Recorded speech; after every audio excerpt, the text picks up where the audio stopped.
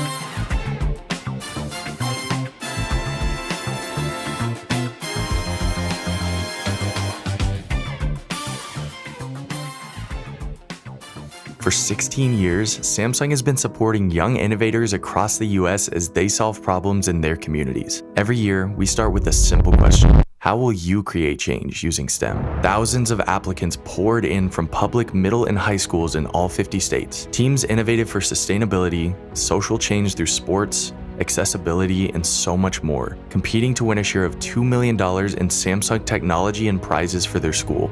First, we narrowed it down to 100 semifinalists. Now, it's time to hear from our top 10 national finalist teams as they compete for the title of national winner in the $100,000 prize. We congratulate all the teams that have made it this far and can't wait to hear how you plan to change the world.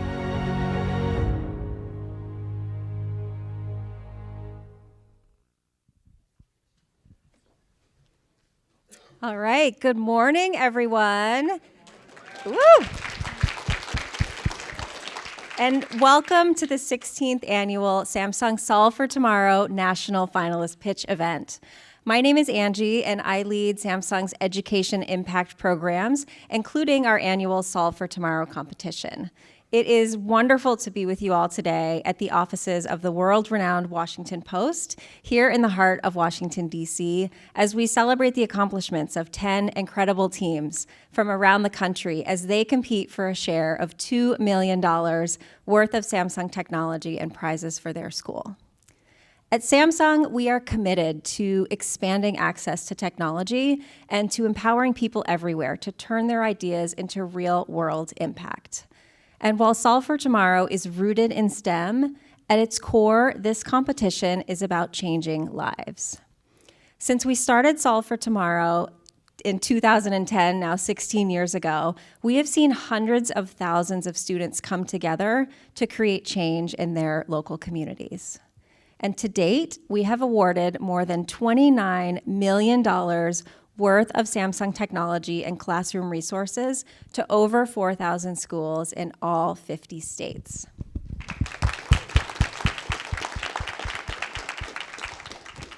Today marks the culmination of months of hard work, of collaboration, and of creativity, and I can't wait to see what you all have in store for us as you get on this stage and pitch your innovations.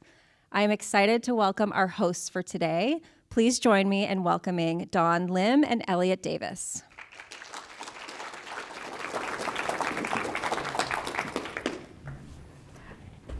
Hello, everyone. My name is Dawn Lim. I got to meet some of you already. I'm the program manager for Samsung Solve for Tomorrow, and more importantly, one of your co-hosts for today. Hi, and I'm Elliot Davis, head of talent and culture at Samsung, and your other co-host for today. And we're thrilled to welcome our national finalists here today, where you are bringing your project and ideas to life, addressing issues that are close to your hearts. All right, so this morning we will hear from all 10 finalist teams, and they will give the judges plenty of work to do. So as they deliberate, we'll take a break and reconvene here at 3 p.m., both in the Washington Post office and via live stream, all right, to announce the 3 national winners. We also have some fantastic guest speakers this afternoon, so you do not want to miss those. Yeah, I can't wait. And before we get there, we do want to recognize and say to our national finalists that really reaching this stage today is such an accomplishment, and I hope that you are very proud. And with that, let's hear it one more time with our national finalists teams.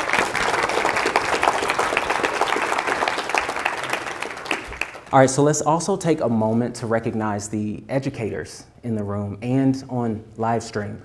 Teaching can so often be a thankless profession, right? And so we want to say thank you for the support and inspiration and guidance that you give all of these students each and every day. Thank you.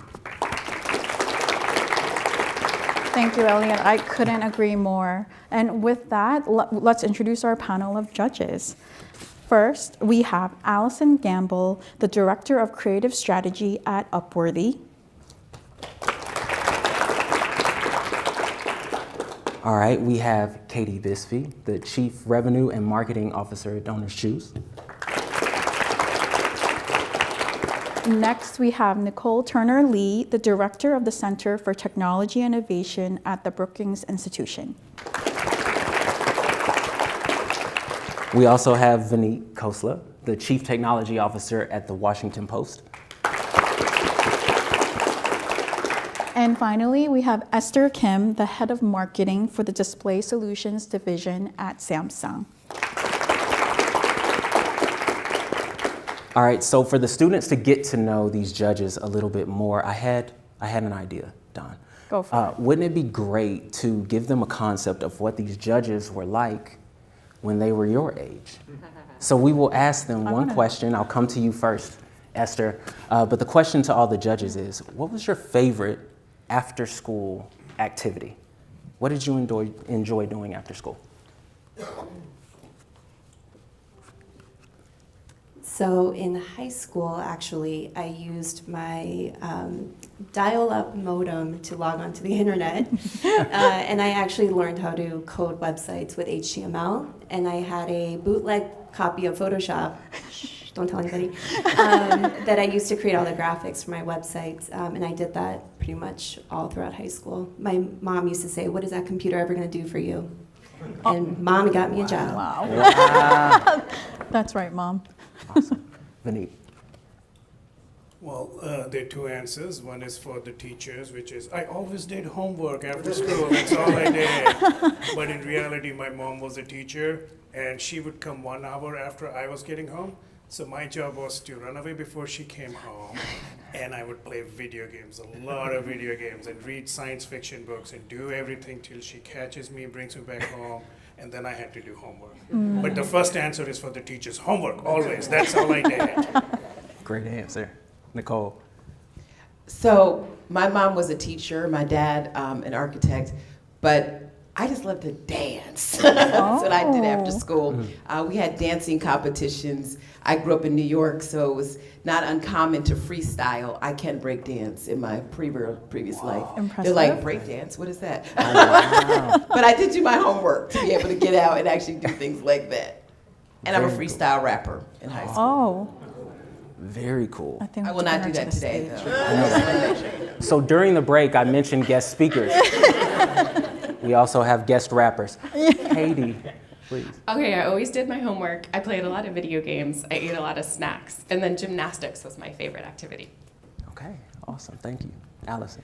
It seems like we all have something in common. I was definitely always on the sports field, playing soccer and running track for the most part. But when I wasn't doing sports, I was always creating something. So it could have been like building a wooden structure with my dad, who was an engineer, in the garage, or just drawing in my free time, doodling, maybe not taking notes in class, looking back on all of my doodles that were in my notebooks. Very cool, very cool. I'm a mixture of the hiding and avoiding work and the also snacking. So, well done. Let's hear it one more time for our judges. A quick reminder before we begin for our teams and judges is that you will have 4 minutes to present, followed by 6 minutes of Q&A with the judges. Now, let's kick off the 16th annual Samsung Solve for Tomorrow pitch event. With that, we have our first guest from James Lake High School. All right. Please join us in welcoming James Lake High School.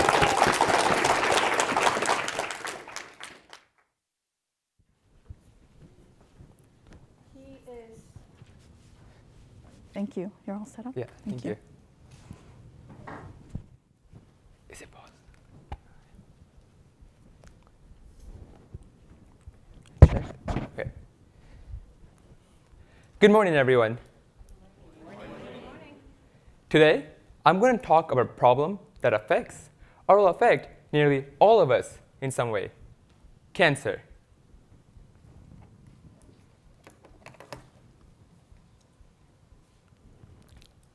In Santa Clara County, cancer has been the leading cause of death for the past 12 years. No community is spared. Our school lost a beloved teacher to cancer, and my advisor for this project lost his father to cancer just last year. I built OncoPredict because no accessible tool existed that could have caught cases like this earlier. Today, most cancers are detected only after symptoms appear. But the problem is, by the time symptoms show up, the cancer has often spread throughout the whole body. As a result, too many patients are diagnosed at later stages, when cancer treatment becomes more expensive, more invasive, and less effective. As you can see from this graph, when cancer detected at stage 1 or 2, the 5-year survival rate is about 91%. But when it's detected later, at stage 3 or 4, that number plummets to just 18%. OncoPredict is designed to address the biggest gaps in current cancer detection. Instead of looking at symptoms or images, OncoPredict analyzes a patient's RNA expression data. Unlike traditional screening methods that are limited to specific cancer types, OncoPredict is broadly applicable, meaning this one approach can detect signals across many cancer types. It's built to be simple and accessible, something that can be integrated into routine checkups instead of requiring specialized procedures. So how does your app deliver all this? Let me show you using a simple example. Let's say I'm training a model to recognize a dog. I show this image and ask, is this a dog? At first, the computer doesn't know. It just guesses. So I tell it, yes, this is a dog. Now I show it a different dog, different size, different shape, but still a dog. The model still guesses, and I tell it, yes, this is a dog. Now I show it this. The model might guess that this is a dog, but I tell it, no, it's not. And this is where things get harder. Dogs aren't usually positioned like this, but this is still a dog. This is where the model has to learn subtle differences, not just obvious ones. We repeat this process thousands of times. Each time, the model makes a prediction, and we tell it whether it's right or wrong. And over time, it learns patterns by recognizing what separates one category from another. Now, here's a key idea. Instead of showing our models pictures of dogs, we show it RNA expression data. Each RNA sample is like an image, but instead of pixels, it contains thousands of measurements of what happens inside a person's cells. We trained our model using real, labeled biological data from the Gene Expression Omnibus and the Cancer Genome Atlas. From these datasets, we know which samples are from healthy patients and which samples are from cancer patients. In addition to looking for patterns, our model uses quantum dynamics to simulate energy flow within a person to understand and catch the earliest signs of failure. So how does your app work?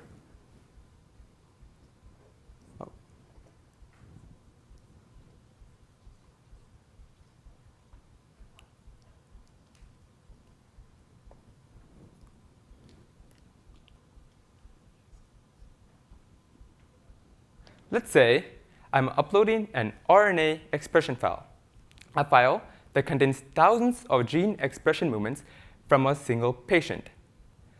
Within seconds, OncoPredict processes this data through our quantum dynamics model and produces a score.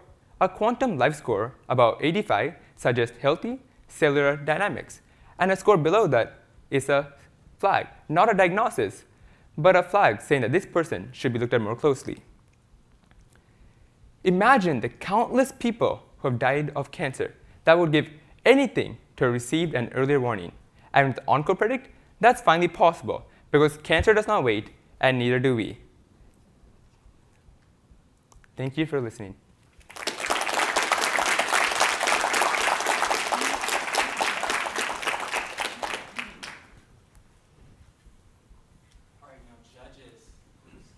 We have about 4 minutes, 45 seconds. I'll go first. All right, this is the toughest question. I'm going first. I'm kidding. When you talked about the quantum score, help me understand how you derived the score, and did you think about any other possibilities? And I'm just excited about the word quantum in it. So just help me understand more. Yeah. So in the mitochondria is pretty big. There's so many different genes and complexes. So we look specifically into complex 1 and complex 3. And when we look at the quantum layer in the mitochondria, cancer always starts in the mitochondria. And we understand how much energy is lost. Using the Marcus-Eltron transfer theory, who won the Nobel Prize in 1970, we derived that equation to come up with the bioenergetic instability equation. So how early is too early for even cancer detection? We came up with the exact framework to understand beyond that is just noise. So using that framework, we're able to understand exactly with the fundamentals of quantum physics and quantum mechanics how too early is cancer detection, but at the same time, we're not detecting random noise, but the right information. So everyone uses biology projects to think from a biology aspect, but this whole project was thought from a physics point of view, using quantum mechanics and physics in mind. Very impressive. Thank you. Thank you. So I have a question. First and foremost, I want to applaud you for this project. I have a father who died of late-stage stomach cancer and a mother-in-law who is going through that right now. So you are completely right that this is just an ugly disease. The question I have for you as a researcher, we often find that the data may be unrepresented. And even if the model is really tight, you could also have false positives. So I'm curious, researcher, for your project, how did your team account for potential false positives or data that may trigger a positive result but may be related to something else? Yes, we do have our accuracy slide on that. I think we can go back a few slides, please. But we made sure that our model can predict if someone could not have cancer, end up with cancers, false alarms better than missing a case. We made sure to prioritize that over other cases.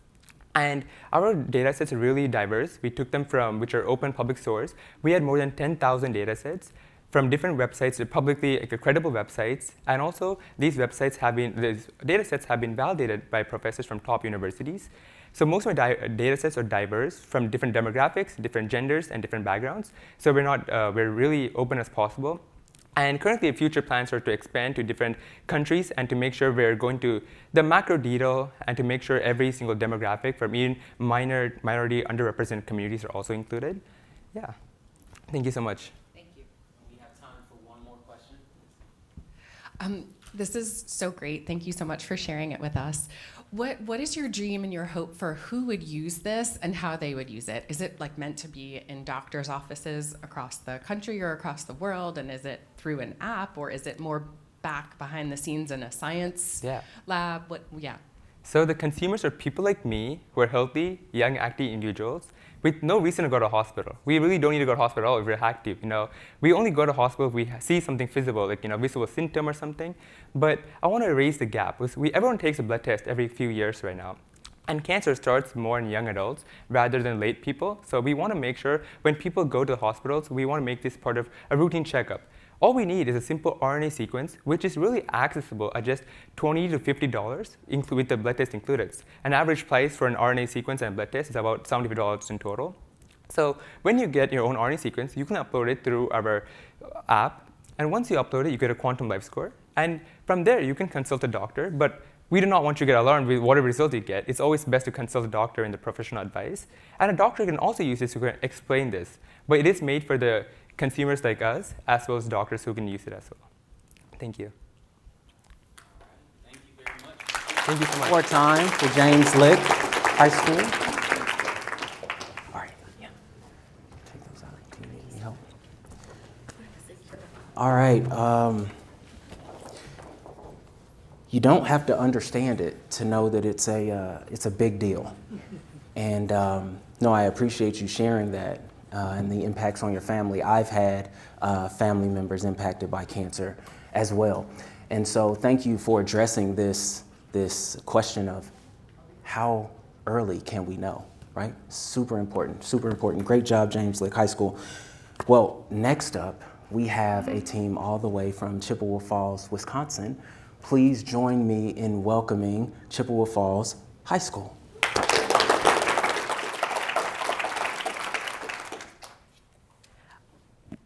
Across the United States, we waste up to $33 billion a year on heating and cooling that doesn't even stay in our homes. This waste accumulates up to 750 million metric tons of unnecessary carbon emissions, equivalent to an additional 160 million cars on our roads. The solution is simple, however, we haven't taken advantage of it yet. The average homeowner in the United States is eligible up to $14,000 in energy rebates, which could easily seal up these leaks. Yet, Approximately $8.7 billion in federal, state, and local funding sits untouched. My name is Chloe. My name is Alyssa. And my name is Ellie. We are the Chippewa Falls High School Green Team, and this is how we solve for tomorrow. With the use of our commercial drones pilot license, we are able to identify these hotspots in the residential areas near our high school. We are then determined in finding a solution. The first step was to create thermal orthomosaic maps by stitching together thousands of images into one clear model, turning wasted energy into something visible. In working to connect residents with solutions, we had made partnerships with organizations locally, statewide, and even nationally. It was through these conversations that we had learned about the countless rebates that were going unused. For example, in our own city of Chippewa Falls, the city offers a program called Build, which matches up to $15,000 in funds for home upgrades. What started as local, person-to-person connections then became its own autonomous network. We created our own app, Energy Bridge, which can instantly connect homeowners with rebates and programs by simply entering their zip code from anywhere in the nation. In Chippewa Falls, temperatures range from 110 degrees to negative 40 degrees, and many homes are over 100 years old. In the frigid winters and the scorching summers, families are losing money, comfort, and energy to this hidden heat loss crisis. By using these thermal orthomosaic maps, we can pinpoint exactly where homes are losing heat and match each hotspot with a physical upgrade, such as insulation or weatherization strips. But identifying the physical problem is only the beginning. The real issue is how do you pay for it? And here's the thing, the funding already exists and the solutions already exist. What homeowners don't know is where to start. But hey, who can blame them? The system is confusing, fragmented, and difficult to navigate. In Chippewa Falls, we created a system that bridges homeowners to real solutions. Our maps identify energy loss, and we deliver energy-saving kits to each point of interest. Then, Xcel Energy provides a free energy audit. From there, we link residents through our app, Energy Bridge, to funding programs like Focus on Energy and utility rebates. And finally, we connect them with local contractors to complete the upgrades. From Samsung's household energy-saving sensors to re-insulating entire homes, we don't just identify the problem, we solve it. But this doesn't stop in Chippewa Falls. We're building a platform designed to scale nationwide. By partnering with Rewiring America, we can connect homeowners around the country to incentives. We built our own AI-powered app, Energy Bridge, that truly bridges residents to rebates for physical energy-saving upgrades. Through Energy Bridge, homeowners can further be guided by an energy coach to make the process as simple as possible. Combined with a student-led outreach model, this solution can be implemented in any zip code. What starts as one community can become thousands, even millions. At scale, this could save our country up to $33 billion a year, while significantly reducing carbon emissions. Today, you will see incredible innovations, but what we built is something different. We're not asking people to adapt to new technology. We're helping them access what already exists. This isn't just a project. It's a platform, it's a network, it's a solution that can be scaled across the country, starting today. If you're looking for a project that won't just impact hundreds, but millions of homes, this is it. Thank you.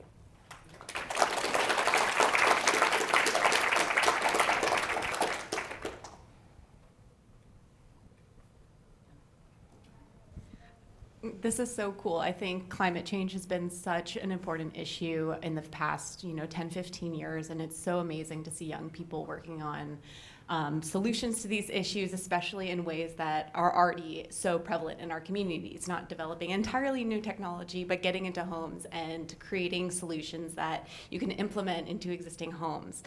I would love to know what your interactions with your communities have been so far with this technology. Have you gone around to neighborhoods and talked to your neighbors or local community members about implementing these toolkits? And if not, what is your kind of plan to actually speak with people and get this more implemented in real time? That's a great question. So far, we've been working with our city, and they've given us like a map of our city to locate like low-income areas, because in our city, there's a lot of old homes with poor insulation, so we can nail it down right there. And then we built connections with our utility to help get them the free energy audit right away. And then our trial run is going to be 75 homes, and we're going to door knock and go up to them and then introduce them with the kit and the information of the thermal imagery of their homes, where the heat spots are, to show them the visible data that they're to further help them get rebates.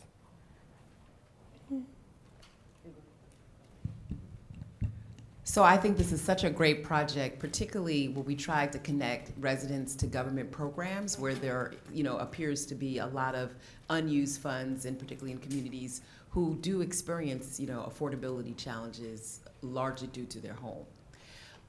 If I was on Shark Tank, I would make you an offer. Thank you. But we're not. The question I have for you, what's your post-evaluation? So how will the project determine whether or not you've actually saved on the output side? Do you do another run of the drone to sort of see for the people who've picked up the insulation information as well as the funding? How will you know you're really making an impact community by community? Yeah, that's a great question. With the connections we've made, it will be like professionals doing the upgrades, doing the audits, and doing the follow-up. So it's definitely reliable upgrades that they will be getting, in addition to like the kits that we will give them that they'll be doing on their own. And then additionally, we're working on getting like a return on investment calculator too, so that they'll be able to like see their financial savings at the same time. And then I guess kind of when you look at your utility bill that month, you'll be able to see those cost and energy savings. Exactly. Especially with the higher utility bills, we're hearing it across the country with the oil crisis and everything. Our whole goal is to save this hardship, especially for the low-income people. I'm not sure if you've been said how much time we have, but excellent. I love this. You guys went end to end. You looked at the full solution. You didn't just say a problem. You gave it a really good solution.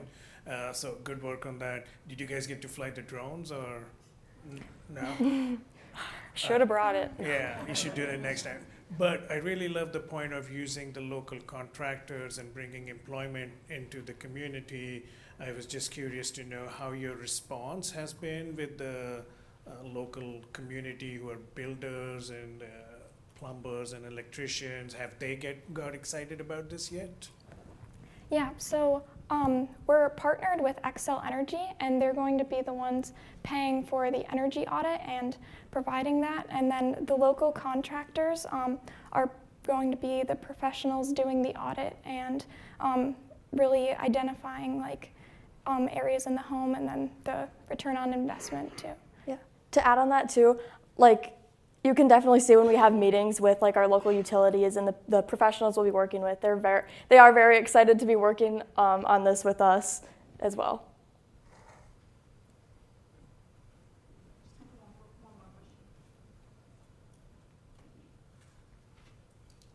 So to just build on Benit's question, have you guys also considered maybe finding a way to look at local like building code? So for example, where I live, my township sets building code for what repairs and upgrades we can make.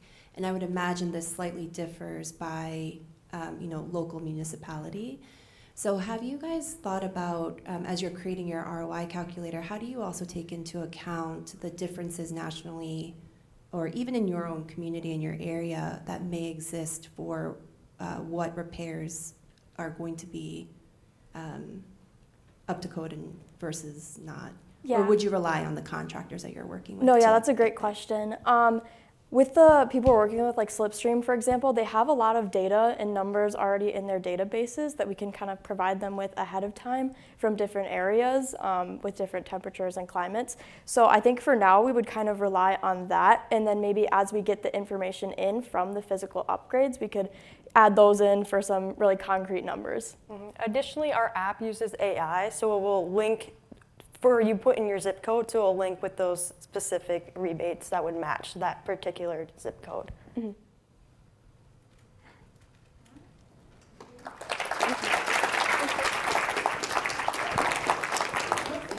Thank you so much, Chippewa Falls. Next up, we have our friends and our teams from Southampton K-8 from Birmingham, Alabama.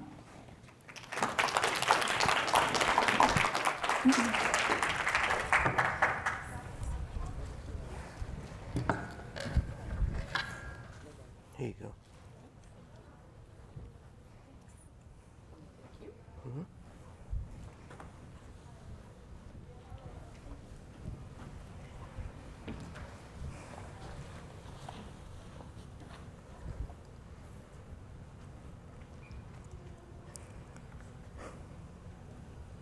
We can't stop storms, but we can prevent tragedy. While nature brings the force, our storm sentinels bring the safety. Our mission is to use STEM to save as many lives as we possibly can. I'm Jason Walton. I'm Ariel Judkins. I'm Malaysia Brown. And we're introducing to you Storm Sentinels. Our project begins on a look back on the day that changed Alabama forever, April 27, 2011. And on this day, Pratt City was hit by an EF4 rated tornado that had wind speeds of 109 miles per hour, was also tracked through 80 miles of Alabama land. Also through our research, we discovered a critical flaw, that residents in Alabama only had 10 to 15 minutes to find shelter. And we realized 15 minutes is just not enough. While we can't control the weather, we can control how prepared our neighbors are. Our prototype was designed to solve one specific problem: time.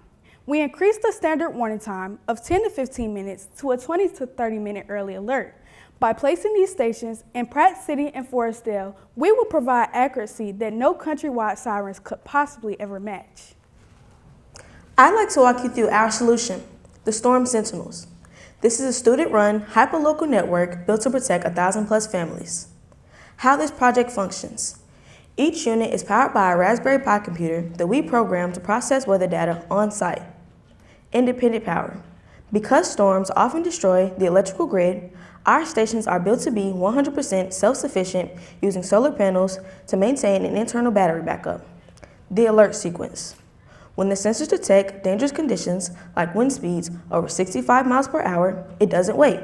It immediately sends off a high-volume siren, a visual strobe, and an automatic text alert to our community database.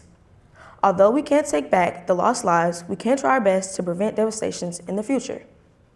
We partnered with Gerald Satterwhite from the National Weather Service.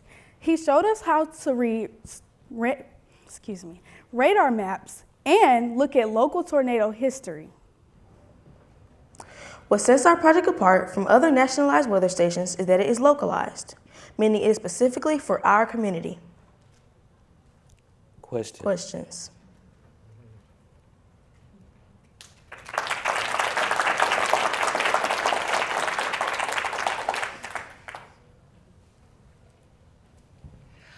Thank you so much for sharing this.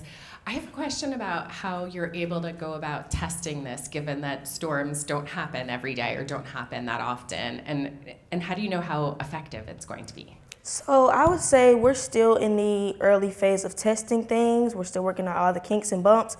But I believe we have a great project and our idea should be able to come to reality. Just to add on to that, the National Weather Service will be a part of this project as well. So it will be just like the regular alert systems in your county or neighborhood. They will also work on that, doing monthly tests every first Wednesday or first Thursday of the month.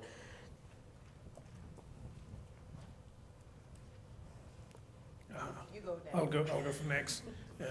I'm going to steal your question. This is an amazing system. I again once loved the fact that you guys have gone all the way. It is powered by solar and everything. How do you ensure that they are working? Because one of the problems with these systems is they need to work only once a year or maybe twice a year, hopefully. But for the rest of the year, nature does a lot of damage. So I wanted to hear what you guys are thinking. How do you anticipate that and test it throughout the year? Just like I said, we're going to use the National Weather Service to give us as much help as we possibly can get from them.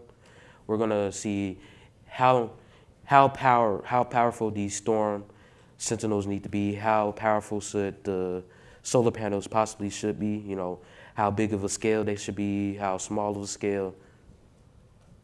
And we'll also have an app. Okay. I'm trying to open this phone. Yes. So through our app, we will show how to seek shelter.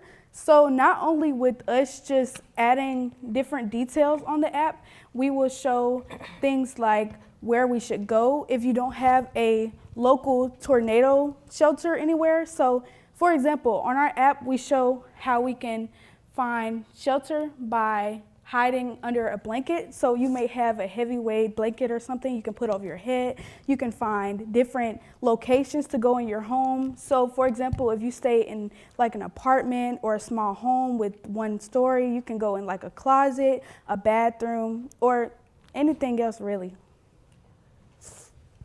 Very great project. I mean, this is such a big issue I think we're seeing across the country, right? Tornadoes and other disastrous environmental acts really destroy communities in a hot second. And so I do appreciate the social issue that you're solving, which is time and safety. I just had two questions. The first question is, are these devices, the Sentinels, are they placed all over the community? So, and are they at the highest points or the lowest points? Do they talk to each other? So I'm a technologist, so I'm just curious the way in which you've sort of arranged them so that they can actually do they bounce off of each other? And then I also would make a recommendation. Have you talked to your broadband providers as well? Because your app has to work when the connection to the internet is also there. So I would add them that's just my suggestion, add them as another partner as well. But just curious, where are you placing these things? As of right now, we're still looking around the Pratt City area to figure out exactly where to pinpoint and put our locations for our Sentinels, but we are still working to get towards locations for our systems. And as of right now, we're just thinking about the Pratt City area and local parks in the Forestdale area. And to also add on to what she said, we're trying to find areas with less trees so that the connection can be accurate.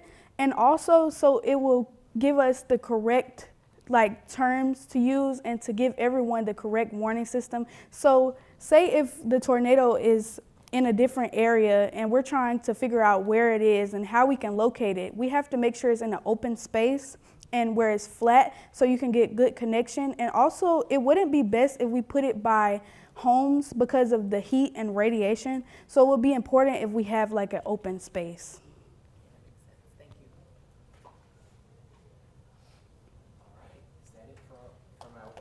One more question here. I could ask one more question. I'm curious about your guys' hopes for the future and how this might expand not only in other communities with at risk of tornadoes, but could this work for hurricanes? What other natural disasters could you imagine that you could help people have more time?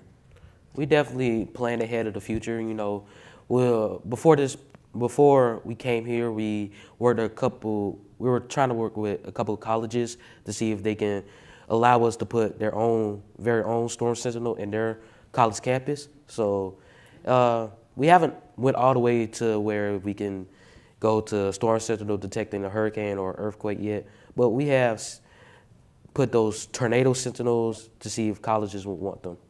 Also, in addition to what my teammate Jason said, I feel like this is a storm sentinel, so one day maybe it could be able to predict a whole bunch of other storms. That's my hope. I come from California where earthquakes are the scarier one for me. So hopefully it gets there too. Great job. Thank you.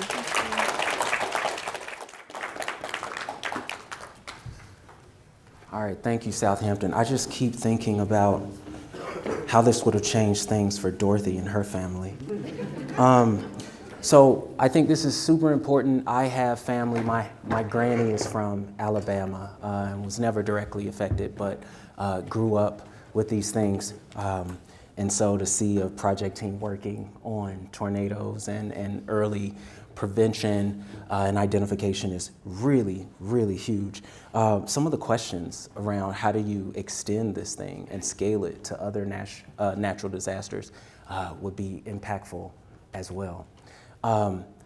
I have never seen a tornado in the flesh. However, I've seen one in the movies. And I know that they can cause a lot of destruction.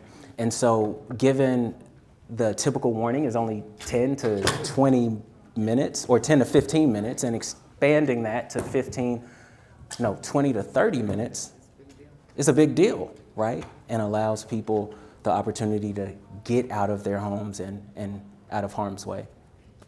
All right, so as they set up here, we have, coming from Johns Creek, Georgia, Johns Creek High School, they're gonna be talking to us about inclusive music. Something that's very near and dear to my heart is inclusion and making sure that hobbies, passions, talents are inclusive to all as well. So without further ado, I would love for you to welcome them to the stage. Give them a warm welcome. Thank you.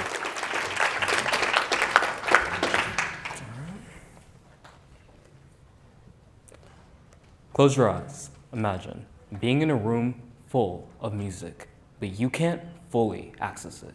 Now open them. Whether it's visual impairment, hearing difficulties, or you can't speak the language, music belongs to everyone, not just those who can access it. Yet in Georgia, over 300,000 people have hearing challenges, and another 300,000 have visual challenges. That problem inspired Unity Beat. Hi, I'm Isaiah Larte. I'm Max Lai. And I'm Kevin Shu. And research shows music education enhances brain function, builds language communication, helps raise self-esteem, sharpens memory, and leads to long-term cognition. But we found that 80% of blind students have inadequate teachers, and hearing aids often hinder harmony distinction. The result is exclusion from ensemble performance. After interviewing Tony Steffens and Peter Axel, two blind musicians in the American Foundation for the Blind, as well as a local conductor, we identified key needs. A system that can identify cues with low latency, have an accessible app design, be easy to set up, avoid bulkiness, and it must be affordable. We're proud to introduce Unity Beat. As you can see, it's a multi-part grid system that takes the transmission from the conductor's hands and directs it to the musician's wristbands as haptic feedback. It's a 4-part system: the grid, the app, and the modules that connect to the corresponding wristbands. The grid. Using compliant mechanisms, we can create a structure that can allow for trilateral relation between the conductor's wristbands and each anchor module. We chose UWB, or ultra-wide bandwidth, due to its centimeter level accuracy and low latency, features that Wi-Fi and Bluetooth could not replicate. Each module pairs the UWB module with the ESP32 microcontroller to allow for two-way ranging signaling and communication. We added Braille accessibility so even the blind could operate the system. Before use, the conductor repeats motions to set the horizontal and vertical ranges to their conducting. These boundaries are then used to determine musical data from positioning through machine learning. In the diagram, the gray dots represent various collected boundary points, while the black ones are the averages of the gray. And in the next slide, here are a few more diagrams for different time signatures. The wristband is made off of a custom circuit board. It takes the data from the modules and the conductor wristband and converts it into vibration patterns. And it signals things such as tempo, which is speed, dynamics, which is volume, and cues that the conductor gives the musicians. Alongside the physical system, we also developed an app that adds additional controls and features. First, the conductor creates a room that students can join. Then they can connect to the wristbands through the connection page and turn on the modules while running the boundary defining process through the calibration page. Additionally, during use, the app provides a live visualization of the haptic feedback. Additional features of the app include a speech-to-text translator for foreign language students using AI, and an AI-powered sheet music converter that turns any sheet music into haptics. After further testing and evaluation, we hit all our goals: a low setup time, high battery life, low latency, and at a cost of $185, schools around America can afford it.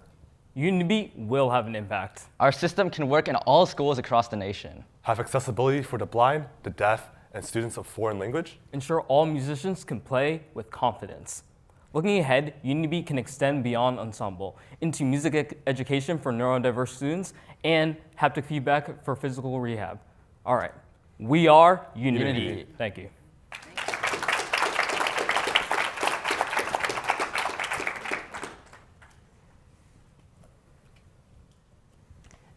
I think this is a really creative and really amazing project. And as somebody who grew up very fortunate to have a music education growing up, I think this is a really great way to extend that to so many more people.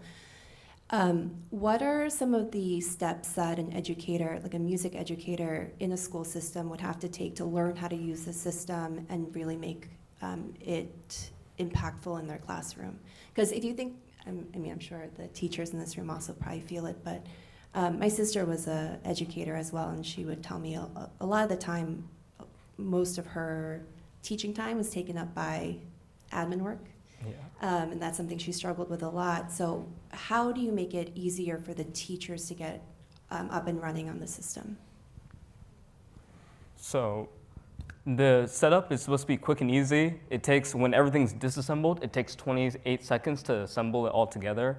And then we use a calibration step, if you want to expand on that. Yeah, so how the calibration step works is that every conductor conducts differently, right? So whether that's how far they move their hands or how fast they move them. So how it works is the calibration step is kind of a pre-setup where they can see how the conductor, like what the conductor's way of conducting is, and then using that, it can determine musical data more accurately by kind of polishing it to that exact conductor's movements. And the setup isn't supposed to be complicated. We have an app that turns everything on and just gets everything working and shows you a lot of information and allows it to be customizable.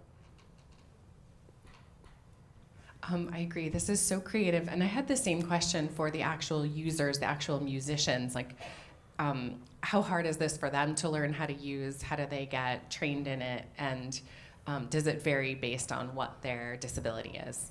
Yeah, so for the modules, all the user has to do is turn it on with the switch, and to connect, they press the button and the light will flick. And you have to pair with the app as well. And it's easy to use, even the blind can use it with the braille, again. And with the wristband itself, again, it's a button on the wristband. You press it and you link to the app. Afterwards, all you have to do is the conductor calibrates and sets it up. It'll instantly start the haptic feedback. No other steps required. So I have a question as well. This is actually amazing.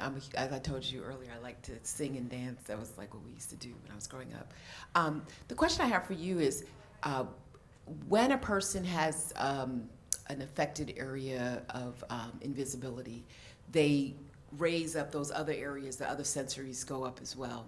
And music is also something that you can teach someone, but it's also embedded in, it's a spiritual connection as well.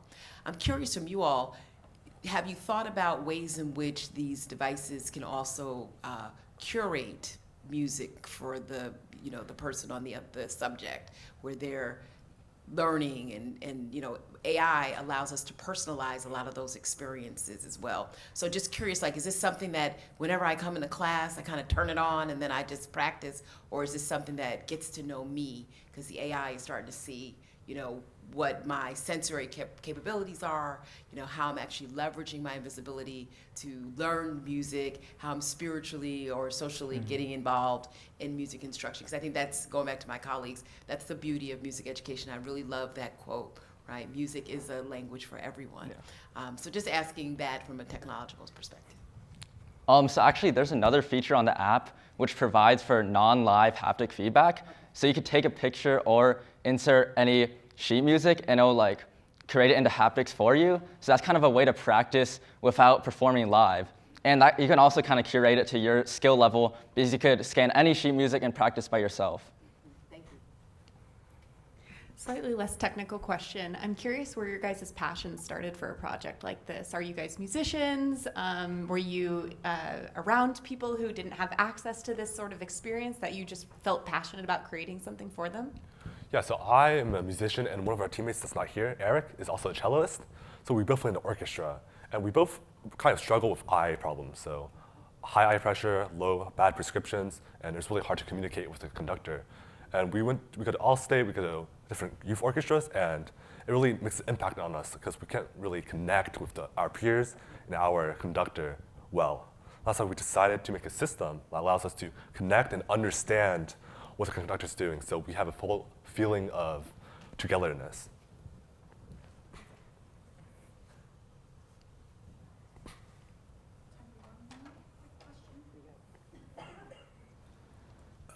I'll echo everyone. This is an amazing project. I was very curious about the haptic wristbands. Do you guys see like it work with Apple Watch or Android watches, or it will always be like a special hardware because it's got more motors? So help us understand the wristband a little bit.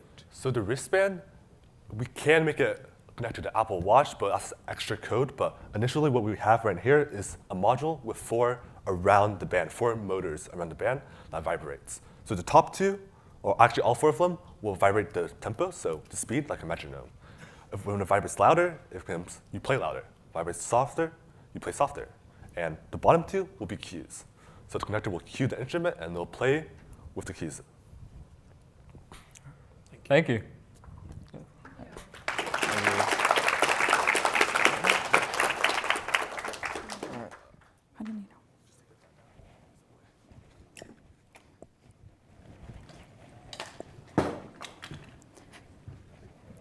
Thank you so much, Johns Creek. As they're breaking down, really just want to reiterate, what their project means. That the fact that they're building around providing music to everyone. I think everyone deserves the opportunity to experience music and experience that joy. So for that reason, I think it's a brilliant yet simple solution. So thank you so much for that. Up next, we have North Glen High School from North Glen, Colorado.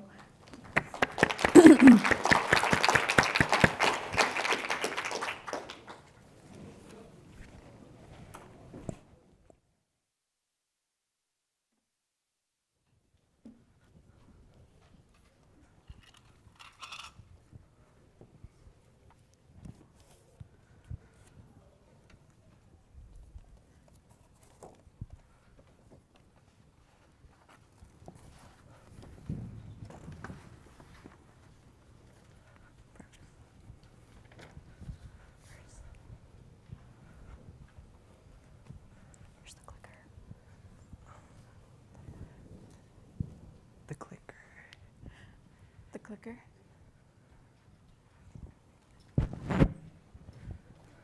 Thank you so much.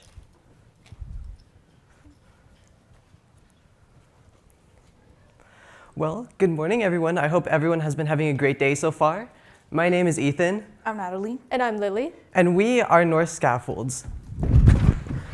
Ow, my leg.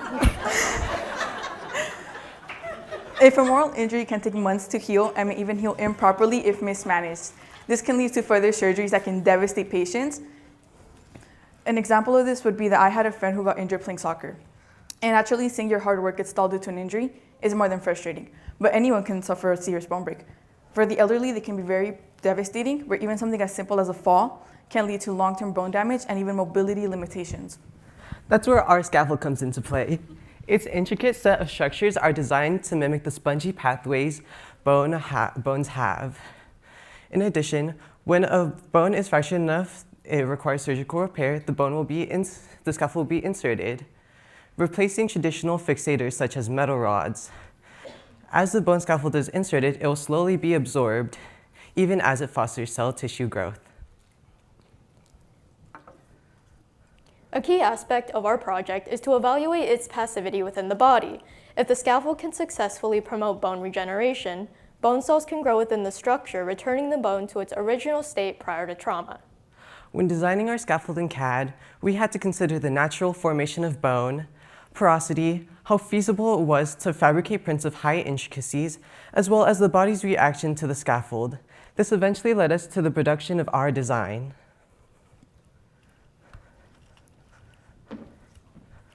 Please take a look.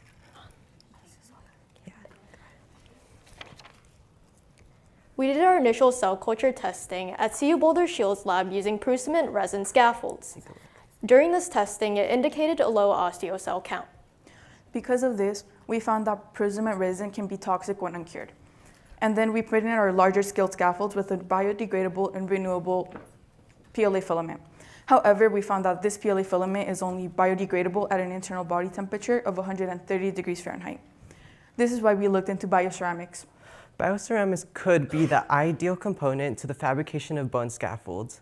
due to its biocompatibility as well as ease of biodegradability as the bone tissues replaces the ceramic.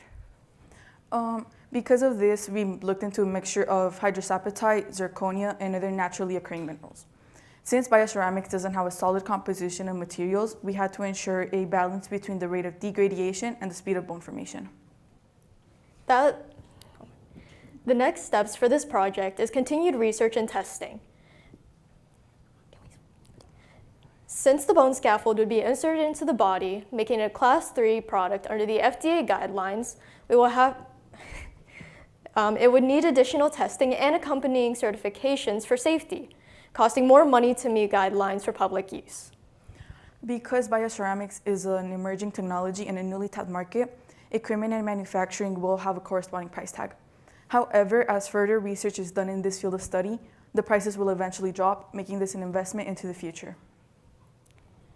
As 3D printers themselves continue to improve and evolve their own capabilities, all of these different aspects so essential to healing the human body will be incorporated into future iterations of this design. The future of recovery, the future of health, the intricate, elegant little bone scaffold.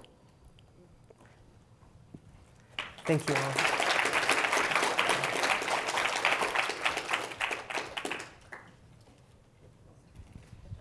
This is so cool. I can't imagine having a piece of scaffold in my leg or something. I told you I was a soccer player growing up, and there was always an injury happening. So this is really important. I know you said there's a lot of research and testing that needs to be done. How do you imagine going about that? What needs to be tested? How long would that take? Yes, so essentially after we model the bioceramic version and laser sintered version of our scaffold, we have to go through, under the BLA, under the FDA's guidelines, we have to test several trials out, and we have to prove our research has viable information. Kind of going on to that, under the FDA testing, because it's a Class 3, we would have to test quality, efficiency, and even human testing rather than lab tests to get FDA approval. Thinking about the FDA guidelines, when you were designing this and creating it, at what point did you take into account the policies and regulations required to it? Was that a part of your innovation, or did you innovate and then realize you needed to edit based on the policies? Truthfully, when we first started this design, we didn't take into consideration the FDA guidelines. However, when we started considering possibilities of expanding our project, that's when we started looking at their guidelines as well as what we can insert into our bodies. Great project, and I'm, as a policymaker here in Washington, D.C., who knows the FDA rules and requirements, particularly as it goes to testing, you're right on track because they are very rigorous in their controls. The question I have for you, as one who doesn't have a metal knee yet, but might, so when is this coming out? Because I'm getting close.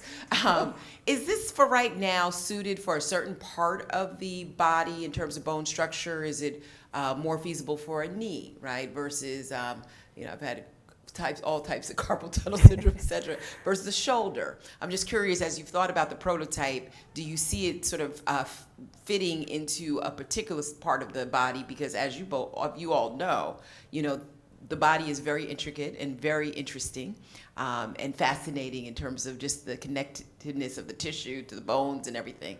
So I just want to hear your thoughts on, we want to start here or we want to start with babies versus adults. Just curious how you're thinking about your sample population.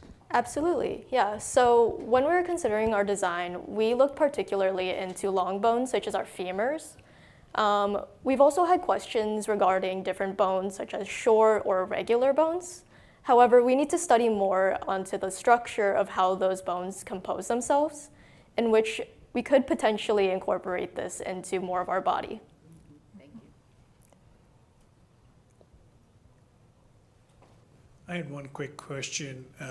This is a problem that has many, many layers and stages, and it's really, really hard. So I commend you guys for, taking on this challenge. In your experience so far, what was the hardest part? Was it the material science? Was it the design and when we look at this, it's very intricate design, or it's actually convincing people to put it in their bodies? Where do you guys see your bigger challenges? I think the largest challenge will definitely get it into production and finding out the correct balance between zirconia and the ceramic. Essentially, like, it's going to be difficult to bring all those things together and find a perfect balance for each person's body, especially since everyone's body is very different, and finding the right balance and striking that into production could be very difficult. Not a question. I just wanted to compliment you on your fall earlier. Thank you so much. Graceful and convincing. Really got us going. Yeah, I was unsure what happened there for a minute. Thank you.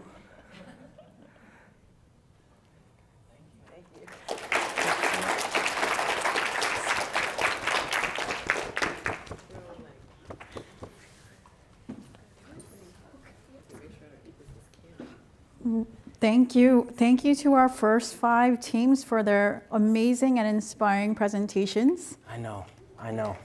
One more time. Such a strong start to the day. Really. And I look forward to seeing what the second half of presentations bring to the stage as well. So we're going to take a short break and we will return into this room by 10:20 a.m. Keep that in mind for our final presentations. See you all soon.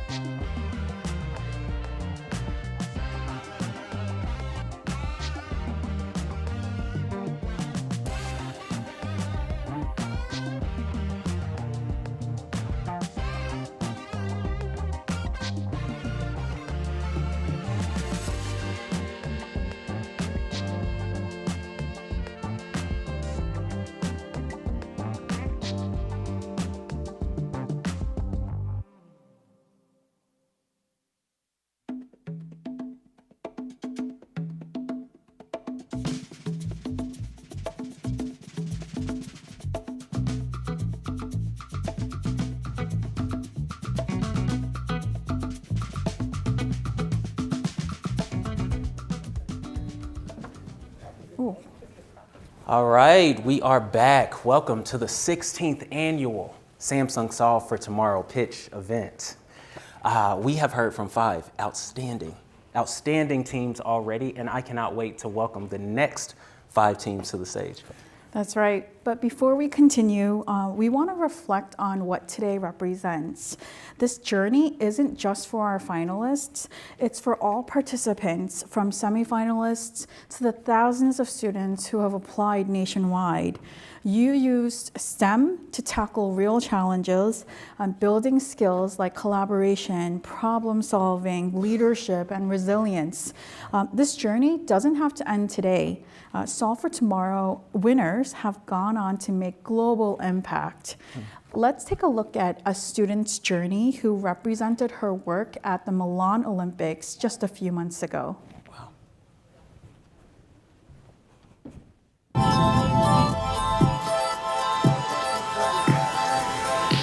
How did you make it to the Olympics? So I'm an athlete, but I'm actually not competing in the Olympics. I grew up with hearing loss. Growing up with hearing aids and trying to exercise, there were a lot of challenges. When I got to high school, my teacher told me about this competition called Samsung Solve for Tomorrow. And so I built this product called Storm Shield that can really help users exercise while keeping their hearing aids safe. So where do the Olympics come into play? Samsung is working alongside the IOC, so we got to come to the Olympics and refine our product more and share it with more people. So do you have it here with you? I'm gonna go see it for the first time. Do you guys want to come see it? What is the goal of Solve for Tomorrow? Well, it's an incredible initiative of Samsung together with the IOC to give an opportunity to young innovators. Can I touch it? This is so cool. This is like my dream. This is when I drew it, this is totally what I imagined. The goal should be the one of serving humanity to solve real problems for people. And this is what we're doing with these students and innovators. If you had any advice for your younger self at this age, what would it be? I think I would want to tell myself to dream really big. You can change the world. You can start changing it now. I think she would be proud of you. I hope so.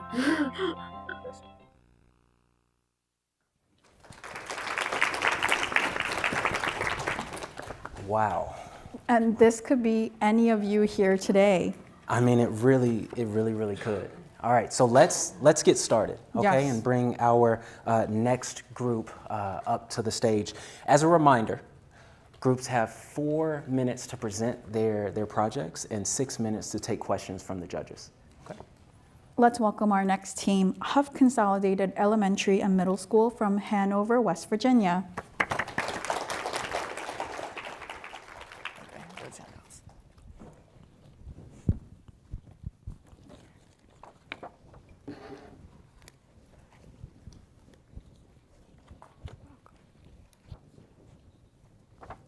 I'm sorry, I only have one more.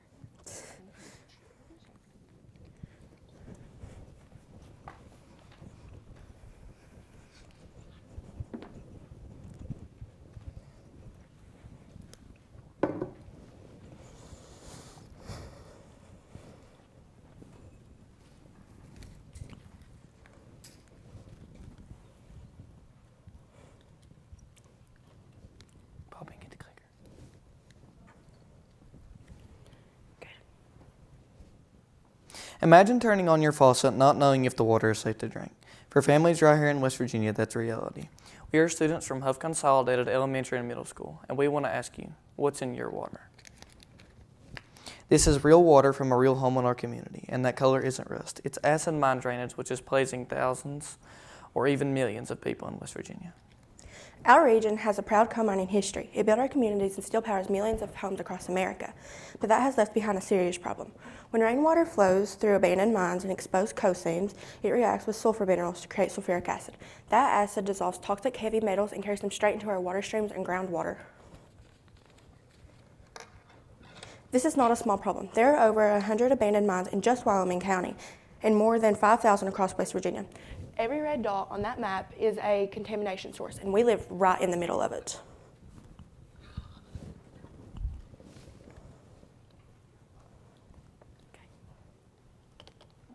AMD turns streams acidic, killing fish and aquatic life. It leaches lead, arsenic, and manganese into drinking water. It harms livestock, ruins crops, and contaminates well water.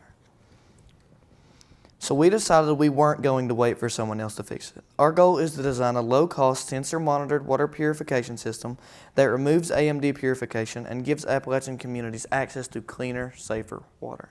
This is what we built, a gravity-fed 4-stage filtration system powered by nothing but gravity and science. Water flows downward through each stage, getting cleaner at every step. At the end, a UVC light gets rid of the remaining pathogens. Water enters the settling tank, where heavy particles fall to the bottom. It flows through rock and gravel to remove large sediment, then through sand and crushed limestone, which neutralizes the acid and raises the pH.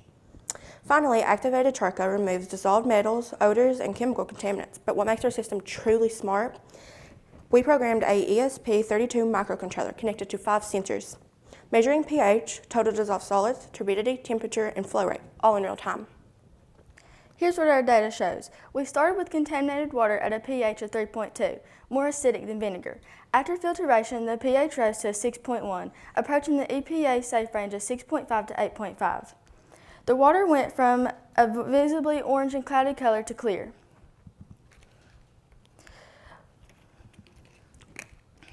The entire system could cost less than $300 to build, with already available materials like 5-gallon buckets, PVC pipe, locally sourced gravel and sand. We built this in a middle school classroom, which means you can build this in any community group. We built this because our neighbors deserve clean water, and our goal is to deploy a real system at an AMD-affected stream site in Wyoming County. We are not waiting to grow up to solve this problem. We're solving it right now with sensors, science, and 5 buckets. Clean water isn't a luxury, it's a right, and every community in Appalachia deserves to know what's in their water. Thank you.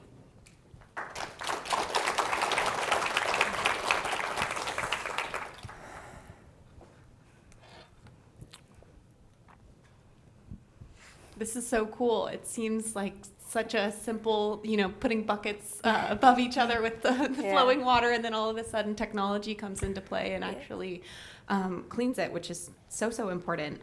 Can you explain to me how the ESP microcontroller works? So that works with connecting all 5 of our sensors. It gives us the input and the output. This is our input, orange, disgusting water that would be highly toxic to drink. That is our output. It's also a cloud-based IoT, so that helps link everything. We have an app on ThinkSpeak that gives us the real-time data on input and output. 2 minutes, every 2 minutes it rewinds and shows us the real-time data. So if something goes wrong, so let's say the sand and limestone layer goes wrong. If it's too acidic, it will flag that and tell us that it either needs to be changed or it needs more of something. Yeah, it will send an alert that tells us something's wrong and that we can fix it. Which is AI analysis. Yeah. So I love this project. I've been in West Virginia, and I'm just really appreciative of the ability of you to think through a solution to solve some of these major issues, right? And this is something I think could be scalable. And I actually love this analogy, even though I'm a technologist. I wrote it down: sensors, science, and 5 buckets. Yeah. Right? I mean, sometimes we make things so difficult, but really combining, I think, the analog with the technology is also a solution.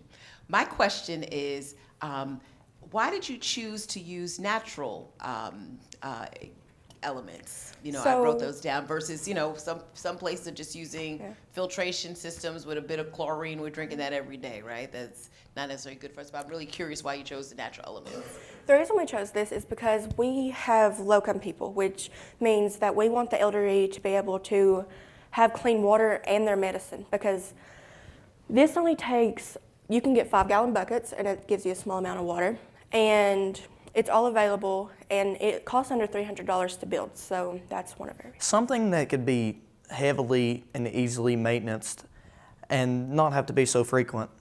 Mm-hmm. Every few months is when it needs to be changed.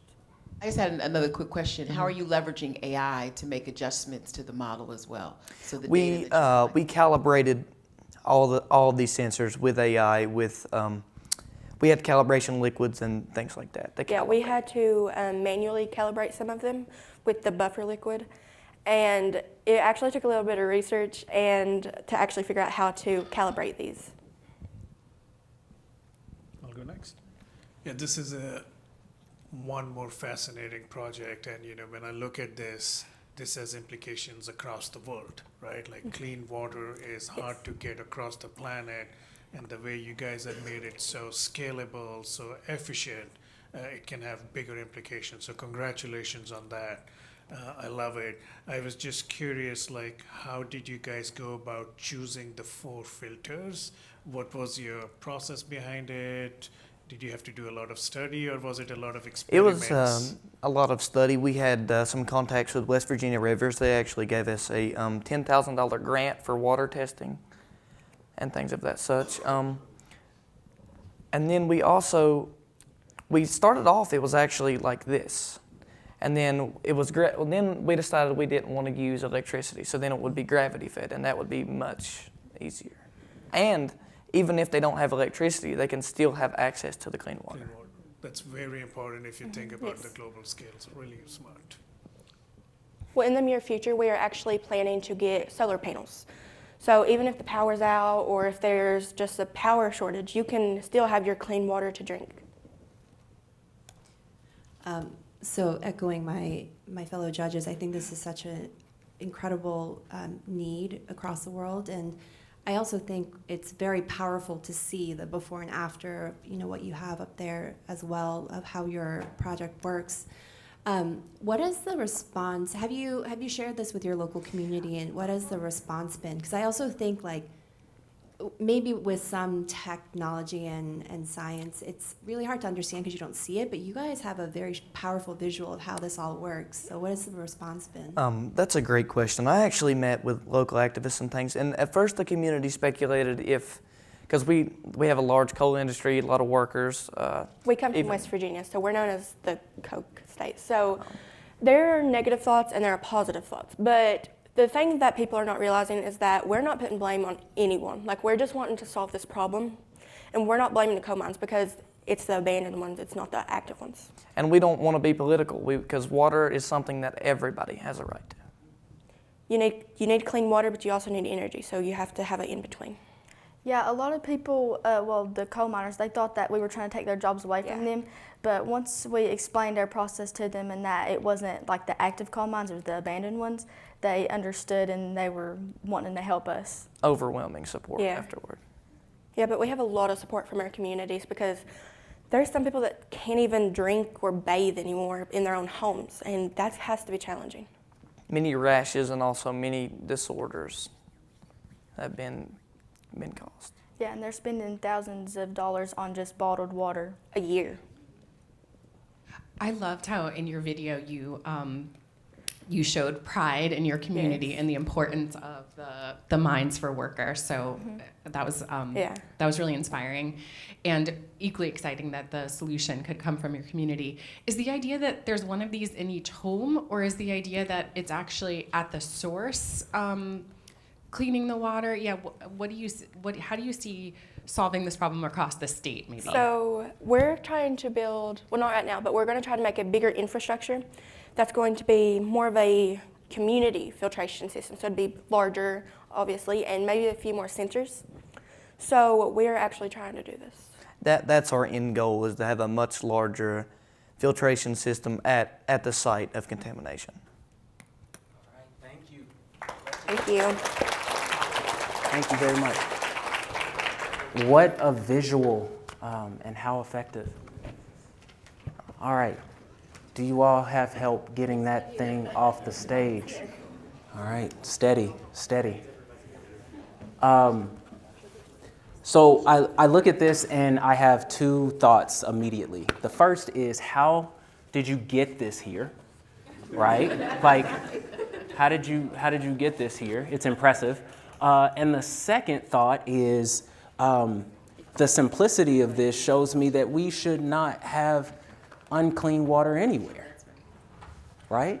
It's something that could be so practical all over the world and be able to bless people with clean water. As they break down here, I just wanted to call out the courage of this team, especially as they've mentioned some of the things about the community, some positive and some negative reactions, right? it takes a lot of bravery to toe this line between the wealth of a region and the health of a region, or the economy of a region and the environment of that area. And so I commend you all for tackling this problem, and it looks to be incredibly effective and scalable. All right, the next school that we are going to bring up that we are excited to hear from, all the way from Nashua, New Hampshire, is Nashua High School South. All right, welcome.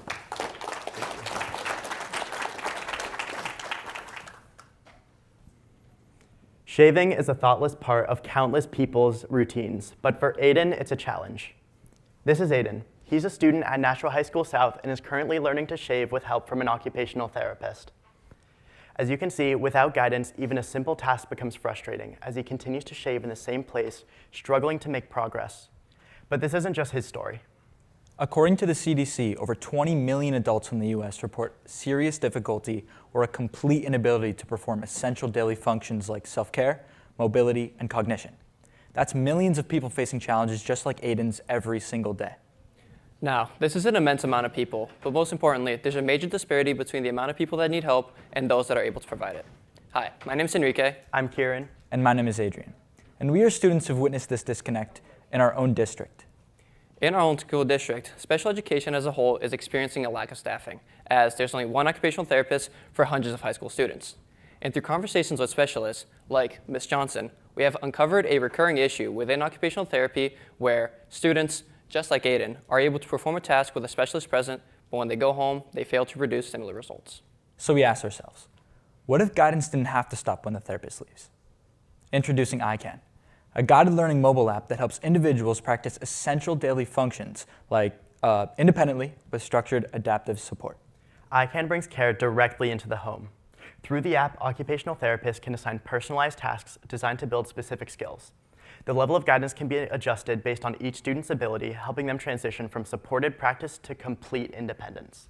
We plan on extending care from beyond the classroom through the different features such as the adaptive facial overlay to give students some level of visual feedback, as well as the integrated OT dashboard, which can be used to track progress, identify challenges, and make changes to the routine as needed.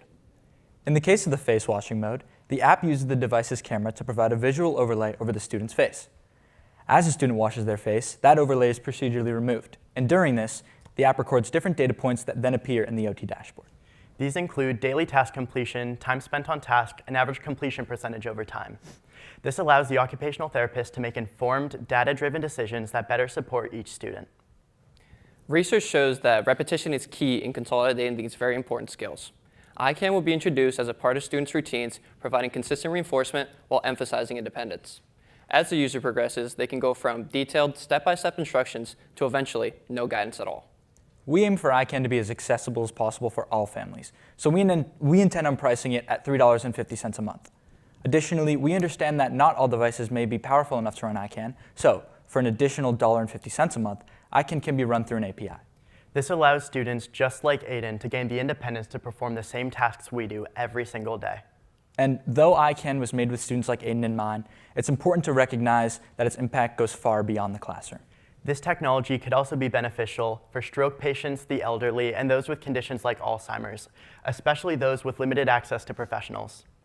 Through the use of technology, we aim to help individuals, families, and communities worldwide, so one day everyone can confidently say, I can. Thank you. Thank you. Thank you.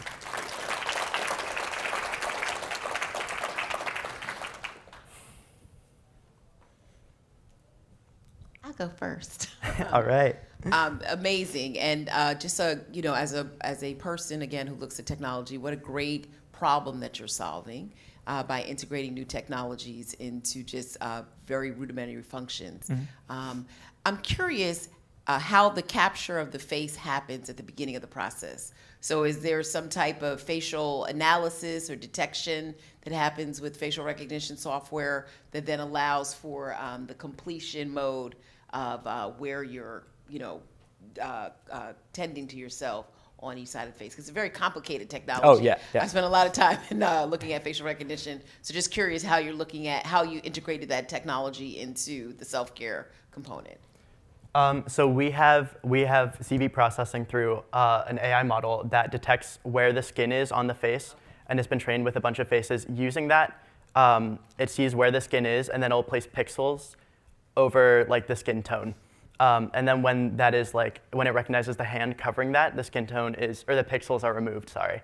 And then once I believe it's 95% of the pixels are removed because there's bound to be a little bit of error. And then it displays like the good job message, or it can be adjusted so you can pass over everything twice or 3 times, which is especially useful if you're not washing your face, but if you're shaving, or even for washing your face, or just for continued practice. Just a follow-up question. Have you also looked at, in terms of skin tones, facial recognition has had some challenges. I'd love to recommend a couple of books to read in terms of just some of the science. Have you tested against a variety of faces to ensure that it's optimized for accuracy? That was absolutely a concern for us. Yeah. So we have done that. We have practiced with multiple people of basically ranging from all skin tones that were available to us. Yeah, I mean, we're all part of the same engineering class, and this was part of the project that we were working on there. And we had such a diverse crew of people that we would literally like grab somebody and like put them in front of the camera, and everything's checked out. Yeah. Mm-hmm. Yeah. What beyond facial recognition technology and cleaning the skin on your face are you all thinking about for the app? And I'm curious if you've talked to special needs teachers in your district or elsewhere to kind of figure out what the next few ideas are. So for like accessibility for everybody, we really hope that it can extend to everybody, like the people we listed, just facing issues with cognition and things like that, and just mobility. Apart from facial tracking, like we hope that just having our tool be given to occupational therapists dealing with any issues that they could be dealing with, I think that our tool is extremely helpful for them in just allowing them to give practice when they're at home and they're not in direct contact. So I think that is a part that really extends past the facial tracking, where it's like, it's just helpful for people when they're at home and just in a more comfortable environment so that they can develop those habits and just kind of transcend needing to use it. And I think that's really important. And expanding off of that a little bit, we worked very closely with Tracy Johnson, the OT for our 2 high schools. And we have actually had conversations about expanding to more than just facial hygiene, but beyond that, there are some privacy concerns. Yeah. So especially at the beginning, we wanted to really hyperfixate on facial on the one issue. And we actually gave this presentation to her very recently, and the one question she had was, when can I get this? Yeah. So, yeah. Yeah, and you asked, like, did we work closely with other professionals? We actually did a survey, like, all throughout the Northeast, and I think as far as the Minnesota, and each one of them knew at least of one person that had a problem similar to Aiden's. And I think it was like 50% of them knew like over 5. Yeah. Yeah. I love that you started off with Aiden's story. I think it's really powerful to have a real human example, and the fact that you're building something not only for him, but just learning from his experience, being able to help so many other people.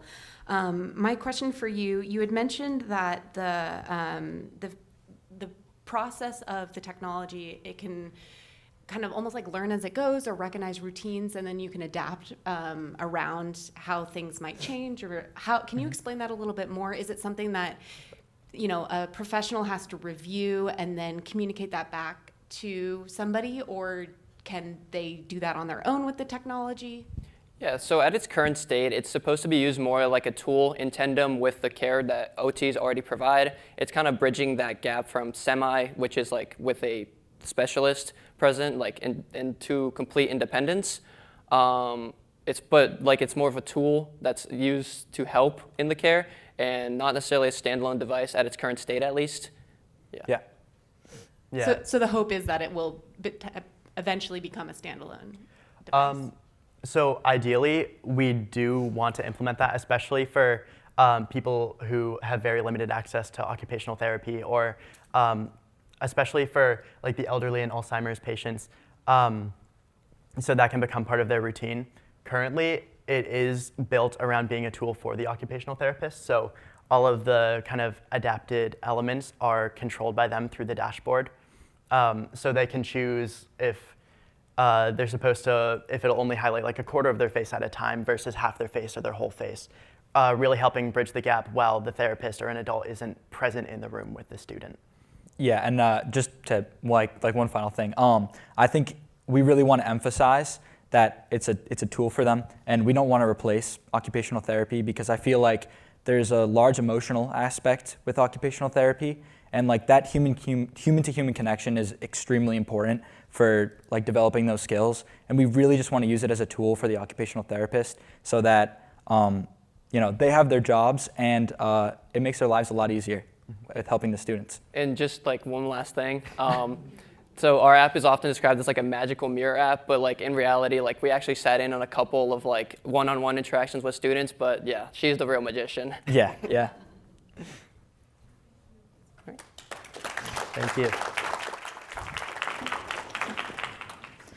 Thank you so much, Nashua High School. As I bring our next presentation from McNeil High School from Austin, Texas, just want to thank everyone, especially that team, creating a solution for the people that really need to be seen and supported and empowered. So we thank you for that. Thank you so much.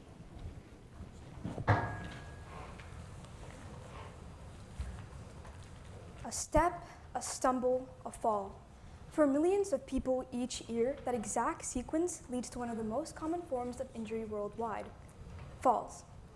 Hi, my name is Hansika Perisetti. And my name is Azvini Divalkaran. And we are students from McNeil High School in Austin, Texas. And today, we're excited to present Tudo, an AI-powered system that predicts falls before they even happen. Falls affect over 14 million older adults in the United States each year, causing over 41,000 deaths and costing the U.S. healthcare system over $50 billion annually. This isn't just a simple medical issue. This is a major public health challenge. This issue is especially prevalent in our home state, Texas, where many rural communities lack access to early fall risk screening. We witnessed this firsthand when my own grandmother's high fall risk was left undetected, and that led to her passing away later on. And that made us realize something important. Access to fall risk screening shouldn't depend on location or access to healthcare. It should be available to everyone. And that is the problem that we set out to solve. When we dug deeper into this issue, we realized that it affects far more people than most would assume. It's not just older adults, it also affects people suffering from chronic illnesses, sensory impairments, and even injured athletes. Yet many are not screened until after a fall occurs. So we decided to ask a simple question. Do falls really happen randomly, or is there a pattern here? In reality, falls rarely begin with the fall itself. Subtle changes in walking and balance often appear weeks or months earlier. And if we can detect those changes early, we can predict fall risk before the fall even happens. But today, there is no simple or accessible way to do that. Current solutions include in-person clinical exams and wearable devices. In-person clinical exams can take hours and require medical professionals, while wearable devices are often uncomfortable and also often detect falls only after they occur. Both can be expensive, limiting access to early care. But what if it didn't have to be this way? What if detecting fall risk could be as simple as recording a short video at home? Because shouldn't fall risk screening be simple, fast, and accessible? And that's exactly what Tudo was designed to do. Tudo, meaning all or everything in Portuguese, is an all-in-one fall risk screening web app, where users record a short walking video using their smartphone and computer and answer a few health-related questions. Our AI then analyzes their movement using machine learning and pose estimation to estimate a fall risk assessment. To build Tudo, we reviewed dozens of research papers, consulted healthcare professionals, and even trained our model on gait data set through many iterations. Behind the scenes, Tudo is a multi-step gait analysis pipeline where pose estimation tracks body landmarks from a walking video, and a neural network analyzes these movement patterns to produce a fall risk score. We built a user-friendly front end while the back end uses the AI to analyze the walking data, and currently we have a web app and we plan to expand it into a mobile app in the near future. To evaluate our model, we used F1 scores, which basically measure how accurately the system classifies risk levels. Scores above 70% are considered strong for predictive AI models, and our model exceeded this threshold across all categories. Tudo works pretty simply. Users answer a few short questions about their health and fall history. They then record or upload a short video using their smartphone or computer. Our AI then analyzes their movement patterns using pose estimation and machine learning, and within seconds, a personalized fall risk assessment is generated. Tudo has 3 key benefits: cost, speed, and accessibility. Tudo costs under $1, takes less than 30 seconds, and works on any device for easy access. We plan to bring Tudo into elderly care facilities and clinics. By making early screening simple and accessible, we're able to provide preventative care to millions. Thank you.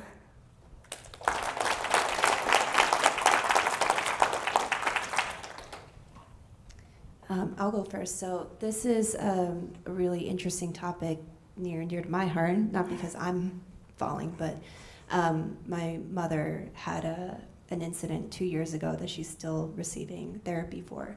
How have your, with the research that you've been doing, have you also taken into consideration the impact of other conditions that may contribute to fall risk? So, for example, my mother had another incident last year where she fell again, but that was because the first time she got sick, she had a stroke. So naturally, I think that probably puts her at higher risk for a fall later on, even with the therapy that she's been receiving. So have you guys done any research or seen anything in the research you've done so far of how pre-existing or previous conditions may affect your score? Yes, so there actually are a lot of data sets, and I've seen some few projects online about how you can look at medical records and be able to predict or understand if they're going to be at a high risk from that. And given that we have already questionnaire, that is something that we can additionally add to the model, where if they input, say, oh, for example, I had a stroke a few months ago or something like that, we can be able to change the risk score in that way. So that is something that we can additionally do, since there are data sets, and we have looked into that in our research. And currently we are looking at mostly at the gait analysis and the gait movements, but that's also something we can add along. Yes.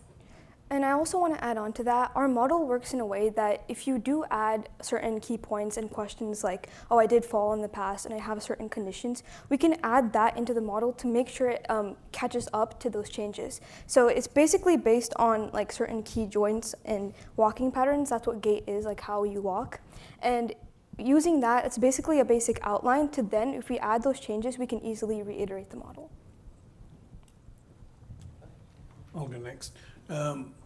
Once again, an amazing project, and given the whole aging population of this planet, I think the scope and the application of this would be increasingly important as we come into the next 10, 20 years.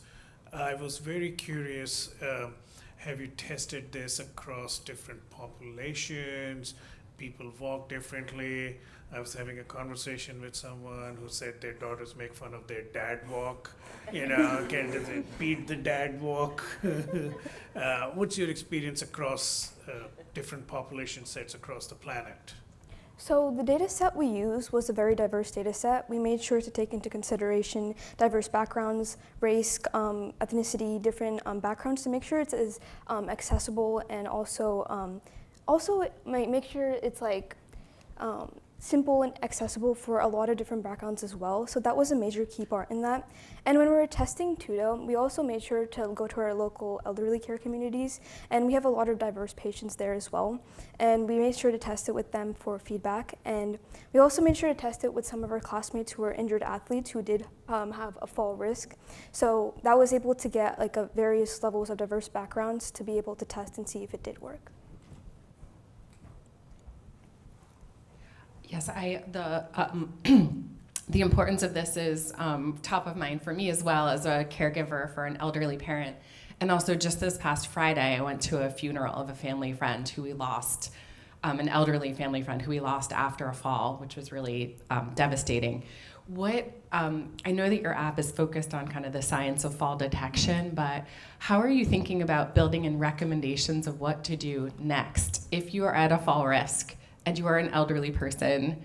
What do they do once they get like do you link them to services? Do you have a really persuasive argument for why they need to take action? Yeah, so currently right now, we have it following the NACHC. They also have a similar tier of like low, medium, high for fall risk and the way they've done it.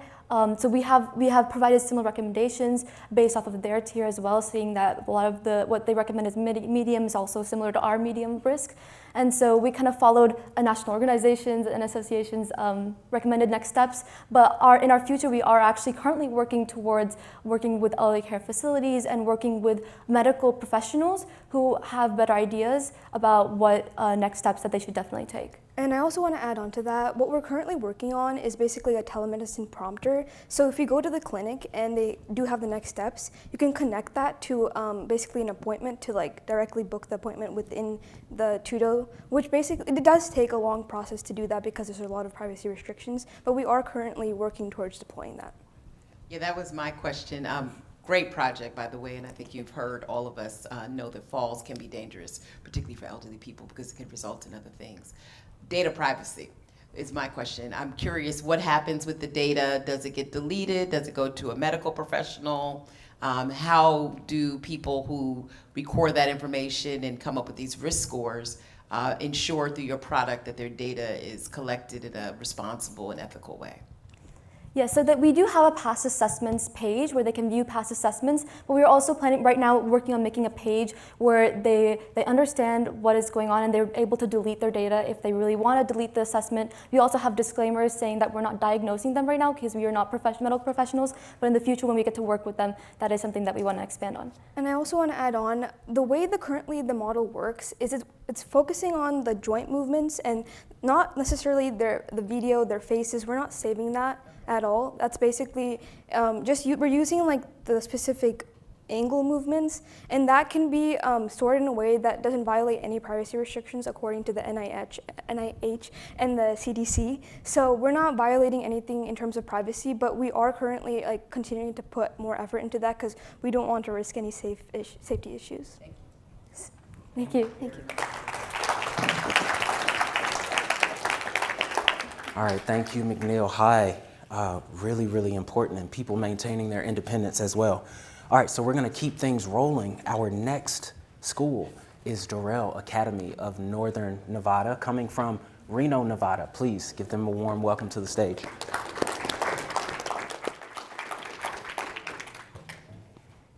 Where's the clicker? Where's the clicker?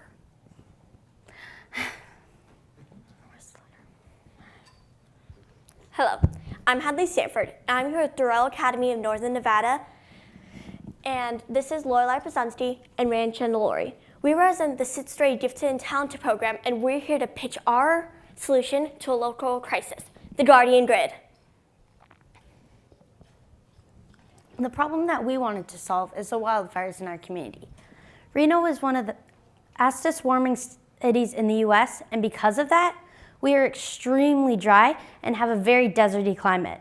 And when wildfires strike, they get huge in minutes, leaving many families scared and lost amidst the confusion. What really inspired our team to create the Guardian Grid system was the 2024 Davis Fire, which burned thousands of acres of land and caused over 20,000 people, including my family, to flee from the area. I experienced the chaos and the terror of waiting in traffic for hours trying to evacuate. Me and my teammates knew our community would need a solution that would replace panic during a wildfire with real-time action. The Guardian Grid is more than just an app. It's a command center that coordinates independent agencies and resources with AI, drones, and our city's infrastructure to provide a clear solution for early detection and rapid evacuation. Our 5-step process begins with detection. Using vibe coding, we developed an app that uses existing AI tools and combines them into one command center. Our system pulls data from NASA's nationwide alerts and our local university's wildfire alert program, which scans local cameras for smoke. Step 2 is validation. Once a potential fire is detected, Guardian Grid sends an alert to the human operator in the control center, who then confirms with the fire and sends out scout drones to the reported location of the fire.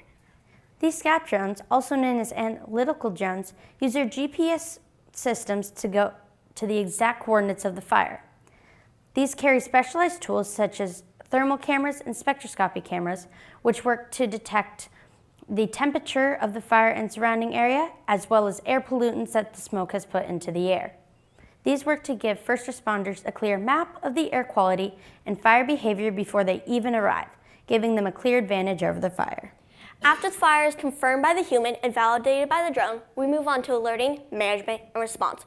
The human controller prompts the AI app to send live, up-to-the-date notifications about the fire so families can know what's happening. The AI app also provides the evacuees with information about when to evacuate and suggested routes. If the risk is high, a green wave is also activated by the human controller. This same city traffic lights exits along evacuees' routes would be green longer to allow families to evacuate quicker without having to worry about getting caught in the chaos of the fire. While the green wave clears the roads, the human in our control system would also dispatch a team of fire attack drones. These drones fly also to the direct coordinates of the fire, carrying a variety of fire retardants, such as gel-filled balls, foams, and more. These work to help the Guardian Grid suppress the fire, buying the critical time needed for ground crews who arrive and take full control. Overall, our Guardian Grid system connects many things, from AI to drones and even a human controller. Our app gives evacuees the 3 vital stages of evacuation: ready, set, and go. By providing the live, up-to-the-date fire maps, we allow families to be able to pack, prepare, and go the moment a fire is detected. Though we are the only 3 representatives of the Guardian Grid here today, our work here is a direct representation of all of our team's work and dedication to our project. We couldn't have been here today without them. We also want to thank our community partners. Collaborating with traffic engineers, software developers, drone experts, and the Sheriff's Office helped us validate our projects. Insights from the DRI were especially vital to our project because they helped turn our ideas into a real-world solution. We are so eager for the opportunity to create Guardian Grid, and we are excited where we can take it to help our community. Thank you, Samsung.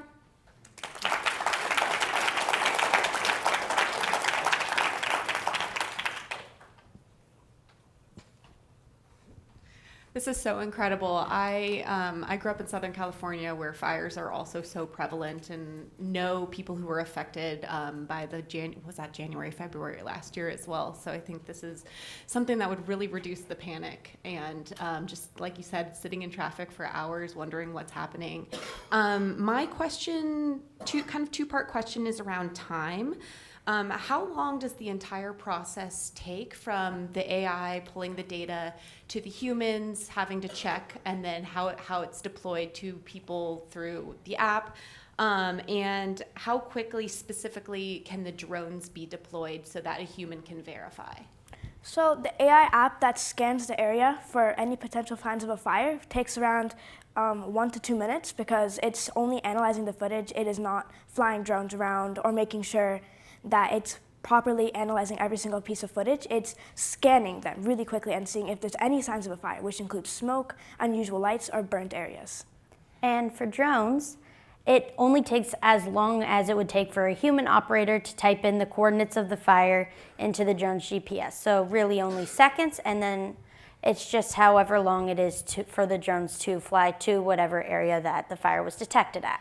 To add on to my teammates, we actually talked to the Sheriff's Office, and they were talking about having a drone landing site on top of our school roof to dispatch drones to not only monitor fire activity, but also crime.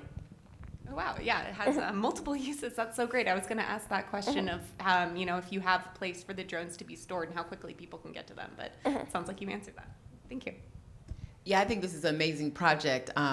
Wow, this is getting so difficult. I actually just want to put you in this seat because you've thought so much more about these issues and AI and humans. I can't believe I've got people who are talking about AI with humans as opposed to outside. It's an inside joke. It's something that we deal with often in terms of humans in the loop. My question, though, is on de-escalation, right? Did you build in sort of a safety measure in the model that perhaps there's a fire going on because, like, my husband is not really great at containing smoke on a barbecue day. which worries me sometimes, right? Because we have a lot of trees. But where's the de-escalation? Like, where can this system shut itself down where it may not have to go through the entire food chain or ecosystem to be a verifiable alert? Have you built in that safety measure? So we ideally will have a human in a control center monitoring the activities of this. And so when the AI stands through the traffic lights and finds a fire, the human will validate the fire and send out the drones. So say there was a controlled burn, the human controller would hopefully be notified of the controlled burn and they could dismiss the fire so that none of the actions would go through.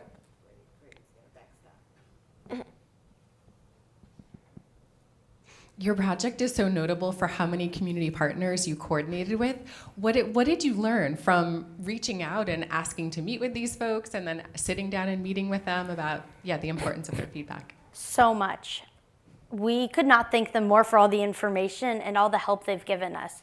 Like the DRI, which is the Desert Research Institute, they literally showed us what they've been working on with drones. So we got to actually see what they could do hands-on with drones. And we got to learn about the types of drones that could carry weight, that were used for studying agriculture, and so much more. And so we also worked with the Hawk program at our city's police department, which helped us learn about their drones and how they literally just bring a drone with them pretty much everywhere so that they can just send it out to monitor something on the go. And so just things like that were helpful in learning about our project and advancing it forward and figuring out how things worked and how we could add them into our project. To amplify our partner, we also talked with traffic engineers at our local university, and they actually had a model of like a certain intersections that like helped us see how traffic would actually move. And that was really cool and a valuable insight to our project. To add on to both of my partners, we are really thankful for our local university's wildfire alert program, which I've mentioned before, which scans local cameras for smoke. We implemented that system into our project by using its API key, so it would join in with the code so then we could use it while trying to detect fires. So that was a really main part of our project when trying to detect fires.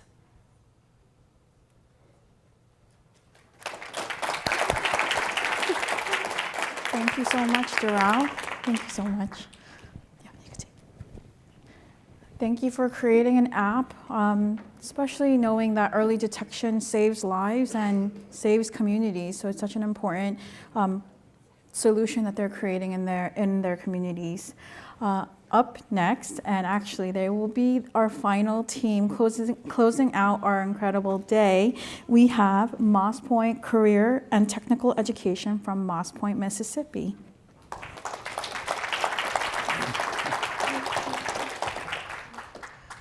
Good morning, I am Mariah Davis. And I'm Samir McMillian. And we're presenting FishGuard AI. I have a question for you. Who here likes seafood? Hey, there we go. Well, what most people don't realize is that 50% of seafood is farmed. In Mississippi alone, we produce more than half of catfish nationwide. 95% of oysters that you eat worldwide are farmed. In aquaculture, we don't just learn, we do it, which means we raise fish and we also lose fish. And most of the time, the problem is water quality. It also could be timing. Sometimes when people realize something is wrong, it's already too late. Something small like forgetting an air stone can wipe out an entire tank. But with FishGuard AI, we wouldn't have to worry about that anymore. To build it, we used a small, low-cost computer connected to sensors and a camera. The sensors track the main things that causes fish loss, like temperature, pH, and dissolved oxygen. Our biggest issue was building our waterproof housing.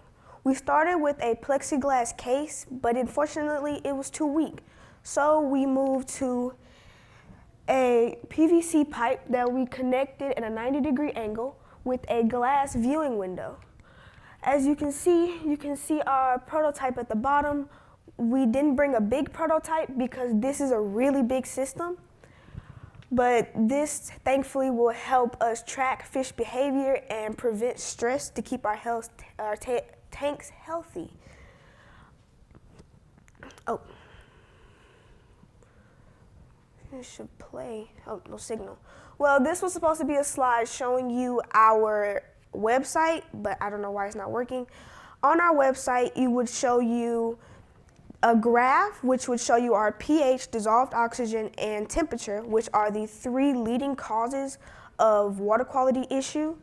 They would show you in 3 different colors, red, yellow, or green, which you could use to tell whether this is a good, bad, or if you should maybe check this specific variable.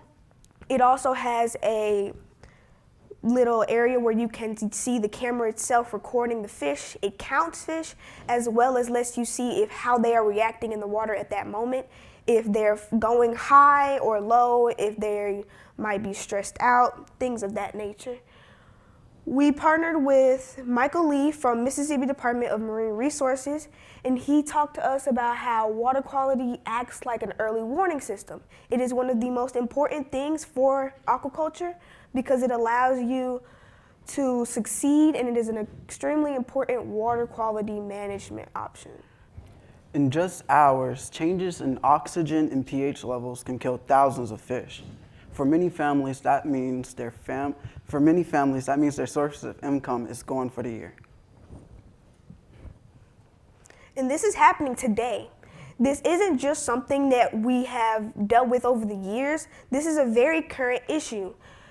Seeing here, just for example, with this Americans Catch Cat farm, they had high stocking density, and because of their low dissolved oxygen and heat, they lost thousands of fish instantly. And this didn't just affect them. This affects businesses, economic diversity, and local fish raised, thus greater reliance on imports. This affects the economy and the people around us. Our solution is a low-cost, accessible water quality monitoring system using water perimeters, probes, and a camera. This helps us figure out the issue before it's too late. In the future, FishGuard AI can expand to farms and coastal communities, helping people respond faster and staying ahead of problems. With better technology and awareness, we can protect our water supply, food supply, and the people who depend on them. Because when water quality is protected, communities thrive. Thank you.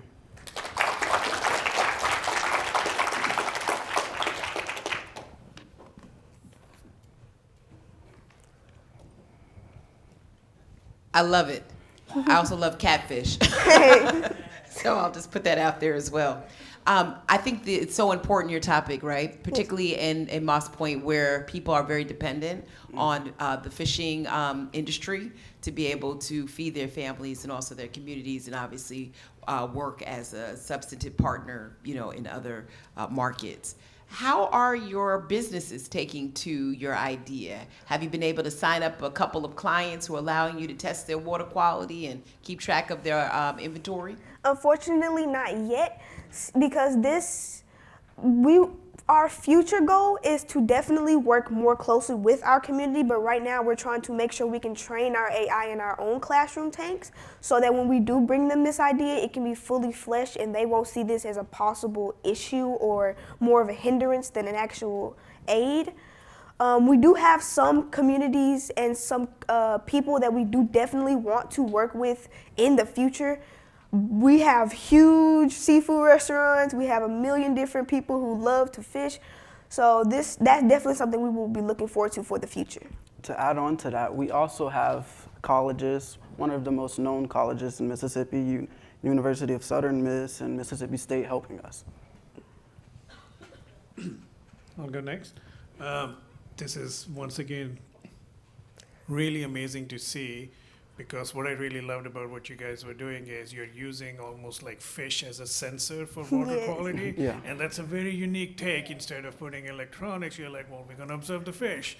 And we have seen the other project where they're using sensors, but they're using low quality, cheap enough solutions that it can be implemented in a community. Your solution is also like that. So just all around, I'm amazed. I know this is the last presentation, and I'm like, I'm really amazed at how you all have been using these different solutions and like keeping cost in mind and how we can implement it. So I really love that aspect of it. Help me understand a little bit about the AI model that it's looking at the fish swimming and it's observing some behaviors? What were your learnings from that, you know? Well, one of the main things that we did notice was, okay, because when it watches them, it has somewhat of like a kind of,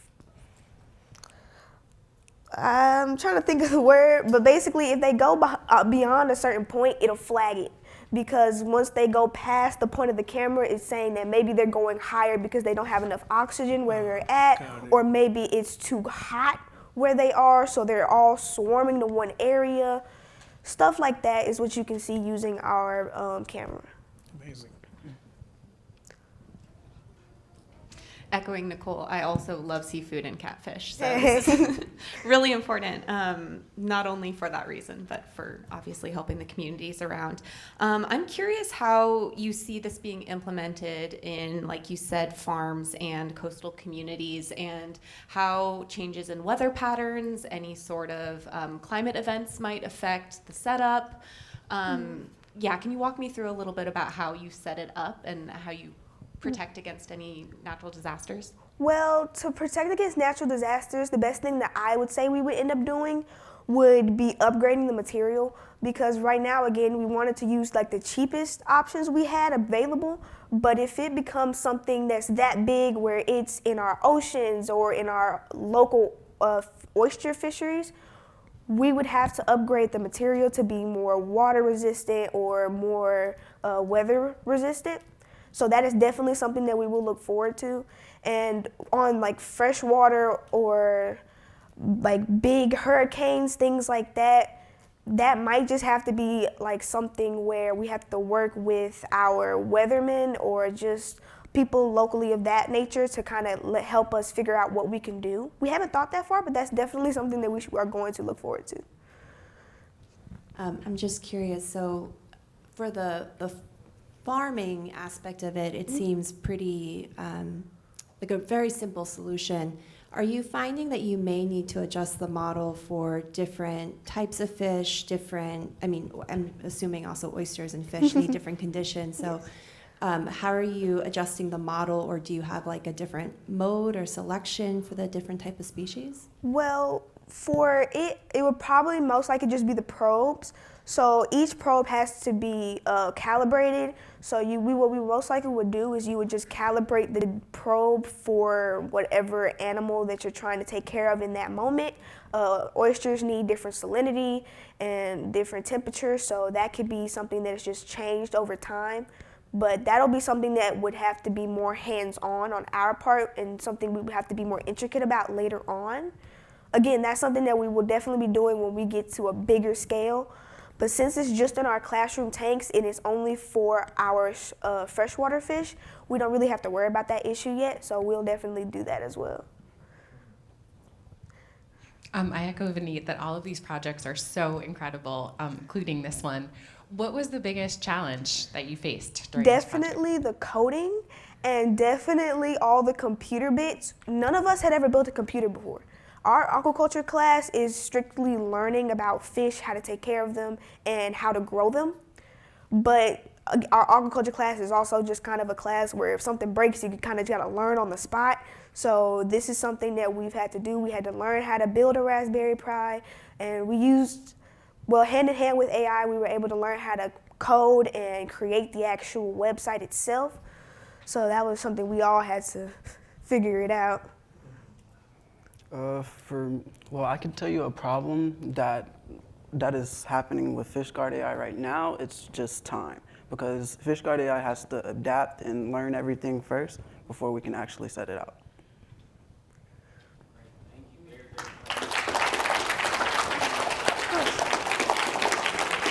Thank you.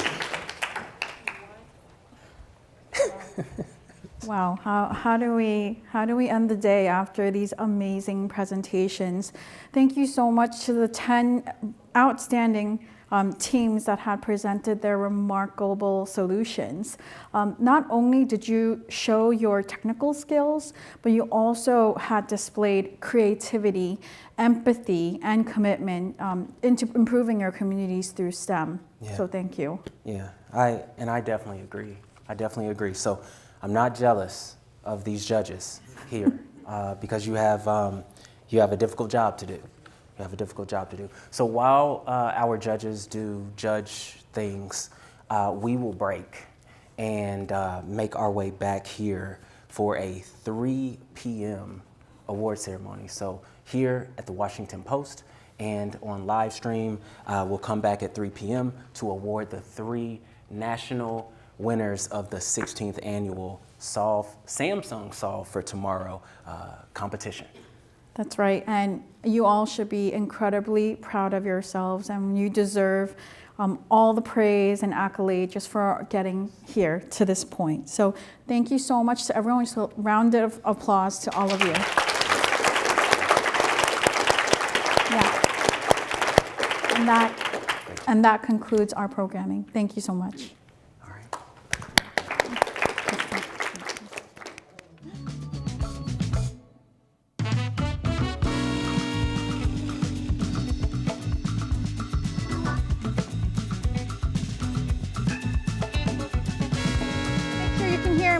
Next up, whoa, hello? Okay, Yep, now is this you got happening the mic. again? Okay. So next up, we have boxed lunches available for you out in the area. So please do proceed, pick up your lunches, and we will proceed to the trolley tour. And just know, bring your IDs if you have them on you, and make sure you see Maya.